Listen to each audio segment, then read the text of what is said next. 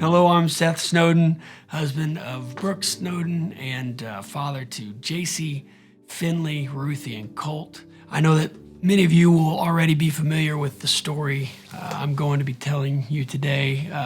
That's because many of you played a role in my encounter with Jesus. In 2014, kind of early on in the semester, I was in nurse practitioner school, and we were conducting the thyroid exam, and typically you don't feel anything. But my instructor showed me where there was a noticeable lump. So she encouraged me to get that checked out. And I did, and did some testing and received a call that it was cancer. I really couldn't believe it. I was probably a little bit mad, and I just really didn't want to have to tell that to Brooke because I knew she'd worry about it especially. And I kind of proceeded to perform an overdue demolition project at my house. And it was just, not easy. A few weeks later, we actually, we had noticed some symptoms with JC.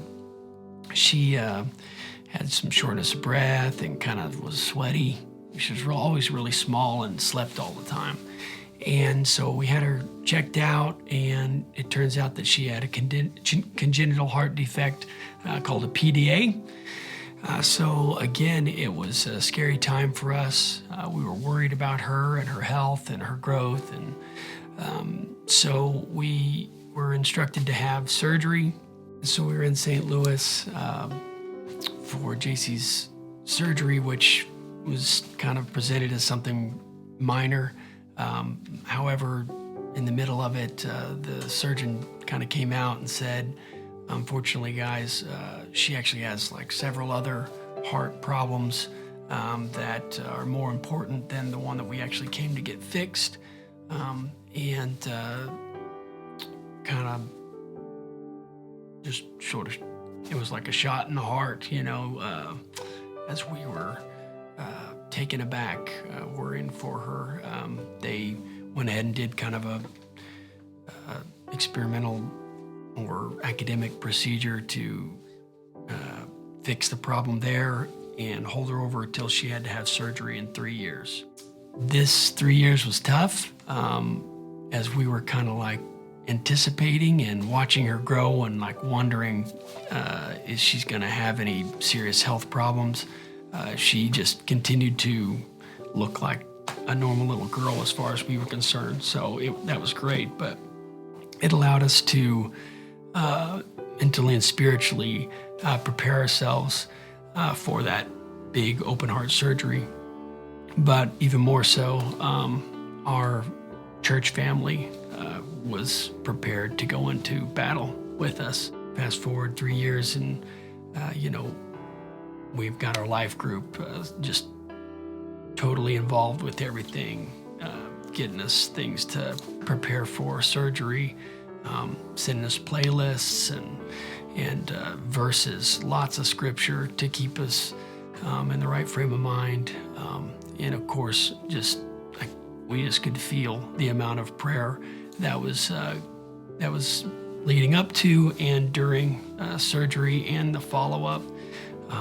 People were in St. Louis with us from the church, the congregation, bringing us meals and just anything that they saw a need in us, they provided, and it was an overwhelming experience. Looking back over all these trials, Brooke and I were incredibly grateful for the strength provided from Kingsway.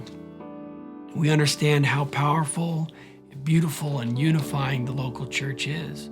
We were grateful and honored to be part of a church that serves selflessly and gives overwhelmingly, truly embodying the idea that we are blessed to bless. Now our family, JC in particular, knows firsthand the importance of prayer and being supported by the church, knowing that God has acted powerfully in her life through Kingsway. We experienced Jesus through all the prayers, phone calls, meals, financial support, and visits we got from our church family. Kingsway, thank you for loving us like Jesus asked us to. Because of our church, we were given strength when we had none, and we were raised in prayer when we didn't have the words ourselves. And now our children have seen Jesus every time you've been to church. Every year we celebrate JC's Heartmark Day and are able to again thank the Lord for his healing power and the faithfulness of my brothers and sisters here at Kingsway. On behalf of JC, myself, and our family, thank you, Kingsway.